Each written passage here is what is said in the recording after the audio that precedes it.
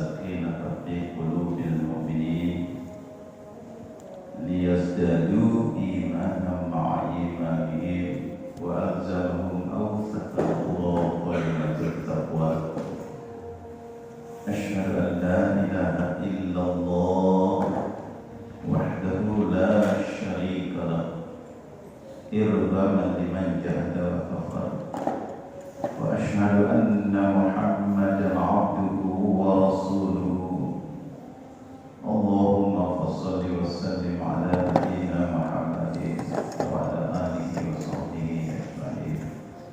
أما بعد، وقال الله تعالى في كتابه الكريم: يا أيها الذين آمنوا اتقوا الله حق تقاته ولا تموتن إلا وأنتم مسلمون.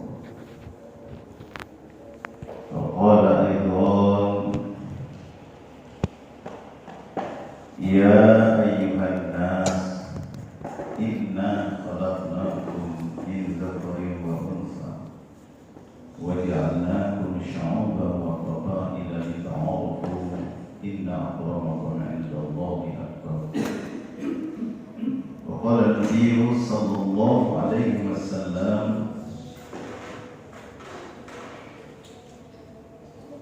الإسلام بدأ غريبا وسيعود غريبا كما بدأ. فقال فطوبى للغرباء. فقال: من الغرباء يا رسول الله؟ فقال رسول الله: الذي يحيي nama amatil sunnatin Rasulullah SAW. Hadirin jamaah salat Jumat rahimakumullah, dengan senantiasa kita bersyukur kepada Allah Subhanahu wa taala segala nikmat yang diberikan oleh Allah kepada kita yang begitu banyak, terutama yang kaitan dengan diri kita, karakter hidup kita, aktivitas kehidupan kita sehari-hari, aman, damai di bawah bimbingan dan lindungan Allah Subhanahu wa taala. Jemaah rahimakumullah, pada kesempatan yang mulia ini kita coba telusuri ada 5 gelar atau sebutan bagi kita manusia oleh Allah di dalam Al-Quran. 5 nama atau 5 gelar itu masing-masing disesuaikan dengan 5 tabiat, karakter, sifat serta kepribadian manusia itu sendiri. Yang pertama, gelar yang diberikan oleh Allah atau nama yang diberikan oleh Allah kepada kita manusia disebut Al-Bashar. Yang kedua, Al-Insan. Yang ketiga, Al-Ins. Yang keempat, An-Nas. Lalu yang kelima, Bani Adam. Hadirin jemaah rahimakumullah, dari 5 gelar ini pada kesempatan yang mulia ini kita batasi 2 saja, yaitu makna Al-Bashar dan Al-Ins. Al-Bashar ini berkaitan dengan 2 posisi manusia di antara 2 tarikan magnet yang luar biasa, yaitu magnet kebajikan dan magnet keburukan. Magnet kebajikan ini dibimbing oleh malaikat, magnet keburukan ini ditarik kemudian diarahkan oleh iblis. Ini namanya Al-Bashar, berada di tengah. Bila manusia condong kepada ajakan malaikat, pasti manusia ini posisinya, kebajikannya, kemuliaan dirinya akan lebih daripada malaikat. sebagaimana para nabi-nabi, terutama Nabi kita Muhammad sallallahu alaihi wasallam. Kebasyaran daripada Nabi Muhammad sallallahu alaihi wasallam ini dibimbing oleh Allah melalui malaikat-malaikat, terutama malaikat Jibril, bahkan kemuliaannya disanjung, dipuji oleh seluruh makhluk langit dan bumi, termasuk malaikat. Kebajikan, kemuliaannya, keluhuran budi pekertinya. Jemaah rahimakumullah, karena nama Al-Bashar ini pertama kali diberi gelar oleh iblis kepada Nabi Adam alaihissalam, orang tua kita, ketika begitu selesai diciptakan Nabi Adam oleh Allah, kemudian Nabi Adam menganjurkan untuk sujud. Seluruh malaikat fasajadu, maka seluruh malaikat sujud, illa iblis, kecuali iblis. Kenapa? Enggan, tidak mau. Wastakbara, kemudian ujub, takabur, sombong. Wa kana minal kafirin, maka Allah menggolongkan iblis ini kepada golongan kafir, ingkar, tidak percaya kepada perintah Allah. Nah, sifat ini ketika Adam diletakkan, ditempatkan di dalam surga, iblis datang menggodanya, menarik ke kiri, kemudian tergoda dengan memakan buah khuldi itu, lalu ditelanjangi oleh Allah, tetapi segera minta ampun kepada Allah. Rabbana ighfir lana, itu doanya Nabi Adam itu. Rabbana ighfir lana dzunubana, Rabbana dzalamna anfusana wa illam taghfir lana wa tarhamna lanakunanna minal khasirin. Ini doa Nabi Adam untuk memohon ampun terhadap godaan iblis. Itu diterima, tapi iblis tidak mau lagi bertobat kepada Allah Subhanahu wa taala. Nah, jemaah rahimakumullah, ditanya, diperintah, apa jawaban iblis pada saat itu? Di dalam surat Al-Hijr ayat 33, kala lam aqul lisajada li basharin khalaqtahu min sulalatin min hama'in masnun. Qala iblis berkata, lam aqul, sekali-kali aku tidak mau nasjuda, tidak mau sama sekali bersujud kepada Adam. Kenapa? Li basharin, karena dia basar. Basar itu terkaitan dengan fisik, terkaitan dengan nampak bentuk badannya, bentuk badan manusia, bentuk badannya Adam itu disebut dengan basar. Dari kulitnya, dari bentuk badannya, sehingga iblis mengatakan di basar khalaqtahu, yang engkau ciptakan min sulalati, dari tanah kering, tanah liat yang kering, min hama'in, dari lumpur hitam berbau busuk, masnun, yang diberi bentuk. Maka iblis mengatakan, lam aqul asjuda, tidak sekali-kali aku mau sujud, yang menghormat kepada dia, sebab dia diciptakan dari tanah liat yang kering, berasal dari lumpur hitam berbau busuk, dan diberi bentuk.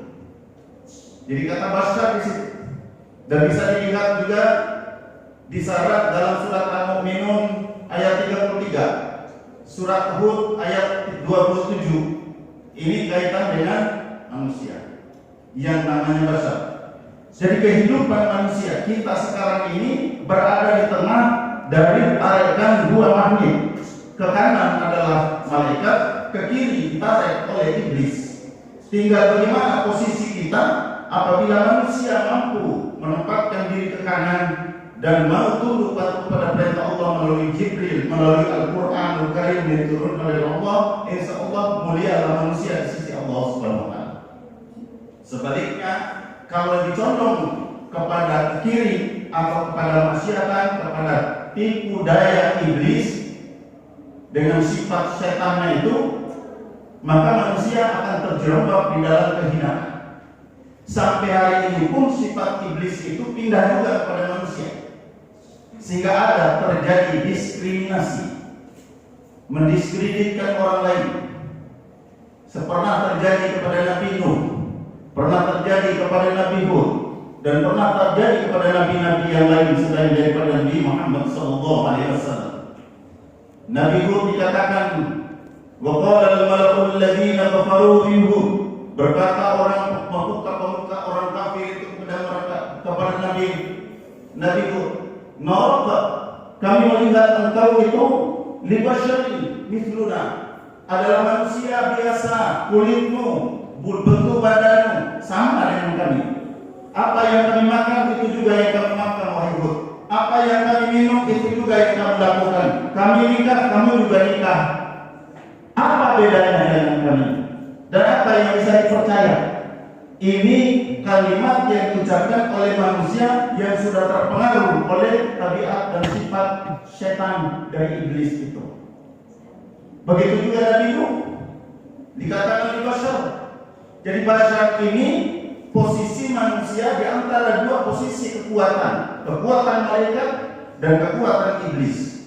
Mampu mengikuti yang diajak oleh malaikat, selamatlah dunia dan akhirat. Apabila terjebak di dalam tipu muslihatnya iblis, maka masuklah ke dalam kemaksiatan dan dihina di hadapan Allah Subhanahu wa taala. Kemudian yang kedua, al-ins. Mohon maaf, kata al-bashar tadi di dalam Al-Quran itu ada disebutkan sebanyak 36 kali. Sedangkan al-ins ini ada 19 kali disebutkan di dalam Al-Quran. Ini al-ins ini pasti berkaitan dengan al-jin. Al-ins wal jin, al-jin wal ins. Ini 19 kali disebutkan dalam Quran. Salah satu di antaranya di surat 17 ayat 88. Qul la in jama'atil insu wal jin ala ayatu bimithli hadzal Qur'an la ya'tuna bimithlihi walau kana ba'dhum ba'din dhahira. Qul, katakanlah Muhammad, la ini jama'atil insu wal jin, kumpulkanlah, serukanlah pada manusia dan jin untuk kumpul, untuk membuat ayat ini di hadzal Quran, untuk membuat satu kitab atau satu urutan firman Allah seperti firman Allah itu, kitab seperti Al-Quran itu, bimithlihi hadzal Quran, yang semisal dengan Al-Quran. La ya'tuna bimithlihi, tidak akan mampu. Berapa jumlah manusia di bumi ini, berapa pula jumlahnya jin di bumi ini, disuruh kumpul untuk menyusun satu kitab sama dengan Al-Quran. Artinya kata ins ini ada dua posisi manusia di sini. Manusia itu ingin yang nampak, ingin yang sistematis, ingin yang nyata. Dan banyak manusia yang tidak percaya kepada hal-hal yang gaib, termasuk kegaiban Allah, tidak dipercaya. Padahal di dalam dirinya sendiri manusia itu ada hal gaib, tidak disadari. Tetapi kehendak manusia, sifat manusia, karakter manusia sebagai al-ins ini ingin lihat yang nampak-nampak saja, ingin lihat yang nyata-nyata saja. Itu yang diterima, yang tidak nyata tidak diterima oleh al-ins. Itu yang pertama, tabiat sifat manusia sebagai al-ins. Sifatnya yang kedua, manusia itu lembut, halus. Sifat ada halusannya, perasaannya halus. Beda dengan al-jin. Jin ini kasar dan selalu cenderung berbuat kasar. Buktikan saja kalau ada orang kemasukan jin, itu ngomongnya pasti kasar. Bila perlu dia bisa membunuh orang. Itu orang kemasukan jin. Tindakannya kasar, ucapannya kasar, perilakunya kasar. Buktinya kalau orang kemasukan jin pasti ngomongnya kasar-kasar dan tindakannya kasar. Itu menunjukkan bahwa jin itu adalah kasar. Jadi bukan yang disebut makhluk halus itu manusia sebenarnya. makhluk kasar. Keliru kalau mengatakan jin itu makhluk halus, makhluk gaib, tapi dia kasar. Ini yang disebut dengan jin. Sedangkan manusia itu dua, ingin mau melihat yang nampak-nampak saja, menerima yang nyata saja, tidak menerima yang gaib, yang tidak nampak. Sedangkan jin itu dia terlalu kasar hidupnya. Dia selalu membawa orang kepada hal-hal yang gaib, membujuk merayu orang untuk masuk ke dalam alam gaib. Itu sifat yang kedua dari kasar. Yang kedua daripada jin itu sifatnya kasar. Ngomongnya kasar, tindakannya kasar, perbuatannya kasar. Sedangkan manusia itu dia ingin yang nampak-nampak. Kemudian yang kedua lembut, halus, karena ada perasaannya. Kalau orang manusia yang kasar itu sudah masuk jin iblis. Lalu yang ketiga nanti kita bahas lain kali. Yang kedua ini untuk menjadi pelajaran bahwa di dalam diri kita ini ada 5 tabiat kita, ada 5 kepribadian kita, ada 5 sifat kita yang harus kita pelajari. Kalau kita sudah paham itu, kita mampu membaca karakter orang, kita mampu membaca sifat orang. Dari segi perbuatannya, dia al-ins. Kalau dari segi sosialnya, kehidupan sehari-hari tidak bisa hidup sendiri, yang disebut society itu, hidup sosial itu disebut dengan an-nas. Kalau al-insan itu berkaitan dengan amal soleh, amal berbuat. Ada amal soleh, ada amal baik. Amal soleh itu mesti didahului dengan kata iman. Tapi kalau orang beramal tanpa iman, itu beramal tapi tidak ada nilainya di sisi Allah. Amal yang bernilai di sisi Allah itu harus didahului dengan iman. Mari kita lihat surat Al-Asr. Wal asri innal insan fi khusr. Demi waktu, demi masa, sesungguhnya manusia itu dalam keadaan rugi. Illal ladzina amanu. Nah ini pertama, amanu wa amilus sholihat. Jadi amal itu yang soleh itu yang diterima. Amal yang tidak soleh, amal baik tapi dia soleh. Kenapa? Karena tidak ada beriman. Banyak orang di luar Islam, orang non-muslim berbuat baik, beramal, tapi tidak ada nilainya di sisi Allah. Kenapa? Karena tidak dilandasi oleh iman kepada Allah. Itu namanya disebut al-insan. Innal insana lafi khusr. Sesungguhnya manusia yang hidupnya tidak beramal saleh atau tidak berbuat kebaikan, itu manusia sudah dipengaruhi oleh iblis. Tapi kalau banyak amalnya, itu sudah dikuasai atau berbuat baik itu sudah kembali ke ajaran Allah Subhanahu wa taala, ditarik oleh malaikat. Tetapi ada juga orang beramal tapi tidak didasari iman. Itu bukan amal soleh, amal baik biasa. Yang disebut amal soleh itu amal yang dilandasi iman. Itu dikatakan di situ, innal ladzina amanu wa amilus sholihat. Dan yang ketiga, selalu wa tawassaw bil haqq wa tawassaw bis shabr. Itu kalau orang yang sudah cenderung kepada ajakan Allah dan oleh malaikat. Itu yang dibimbingkan oleh Al-Quran dan hadis Rasulullah SAW. Lalu yang seterusnya insyaallah nanti akan kita bahas di waktu yang akan datang.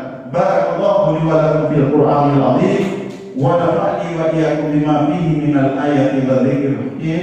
Aqulu qawli hadza fastaghfirullahal azim li wa lakum lisa'il muslimin wal muslimat innahu huwal ghafurur rahim.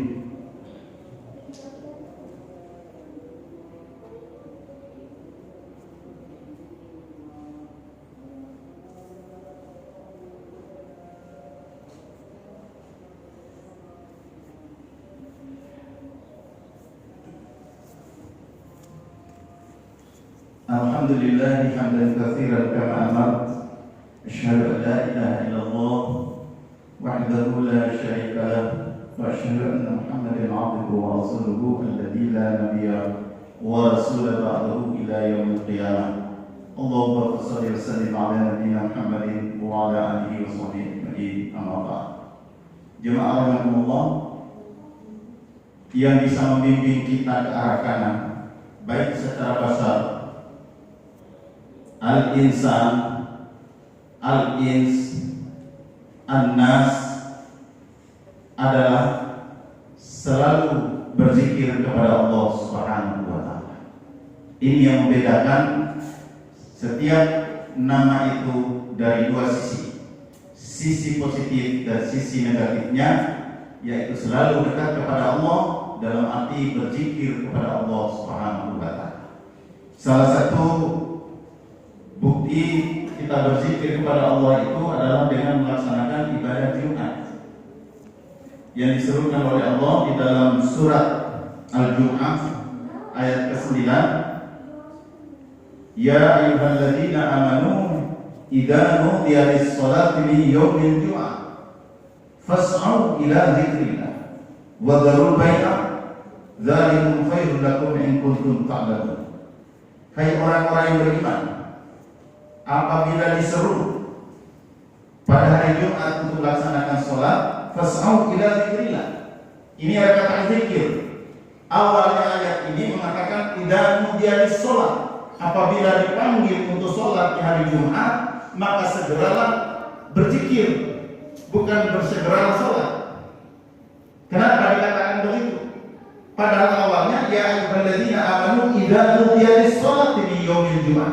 Hai orang yang beriman, apabila dipanggil untuk sholat di hari Jumat, fas'au ila dzikrillah, bukan fas'au ila sholati, ila sholat, tapi fas'au ila dzikrillah, bersegeralah pergi untuk berzikir kepada Allah.